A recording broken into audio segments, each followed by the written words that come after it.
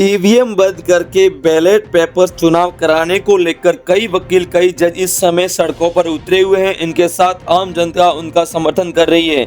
जी हां, दिल्ली का जंतर मंतर हो या फिर अन्य राज्यों के क्षेत्रों, वहां पर कई वकील कई जज और कई राजनीतिक पार्टियां लगातार सड़कों पर उतर के चुनाव आयोग के खिलाफ प्रदर्शन कर रही हैं। उनका कहना है कि सुप्रीम कोर्ट और राष्ट्रपति तक इस मामले को लेकर जाएंगे अगर इस बार बैलेट पेपर से चुनाव नहीं हुआ। सभी का ये कहना है कि मोदी सरकार पिछले 2 बार इस वजह से इतना बहुमत हासिल कर पाती है जिससे वह चुनाव आयोग के सारे ईवीएम के सारे गड़बड़ी कर सके।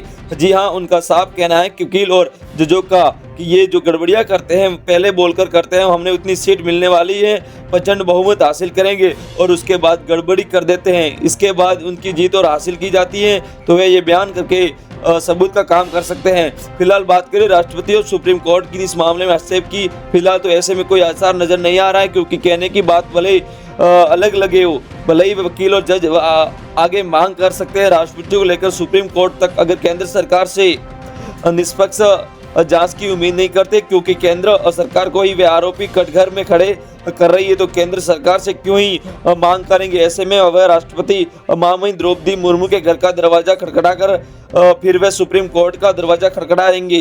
तो सभी वकील जज का ये कहना है कि हम पहले सुप्रीम कोर्ट को ये मांग करते हैं कि हम राष्ट्रपति से लेकर हर उस व्यक्ति को मांग करते हैं जो ईवीएम को लेकर अपना फैसला सुना सके, जिससे वे लोकसभा चुनाव 2024 की वोटिंग न्याय संगत तरीके से हो। सिर्फ बैलेट पेपर से अगर आप गौर करें कि देश भले ही बहुत बड़ा है और यहाँ पर लोकसभा चुनाव होंगे और बैलेट पेपर से चुनाव होंगे तो ज़्यादा व्यक्ति लगेंगे, ज़्यादा बड़ी संख्या में लोग आवश्यकता पड़ेगी चुनाव आयोग को लेकर। ऐसे में रोजगार के अवसर भी ज़्यादा पैदा होंगे, ये बात भी आप जानते हैं। फिलहाल देखा जाए तो राष्ट्रपति चुनाव की बात कर ले या कांग्रेस पार्टी के अध्यक्ष पद की चुनाव की बात कर ले, वहाँ पर ईवीएम जैसी चीज़ों को इस्तेमाल नहीं किया जा सकता, क्योंकि वहाँ पर कुछ सदस्यों के बीच चुनाव होता है तो बैलेट पेपर का इस्तेमाल किया जाएगा।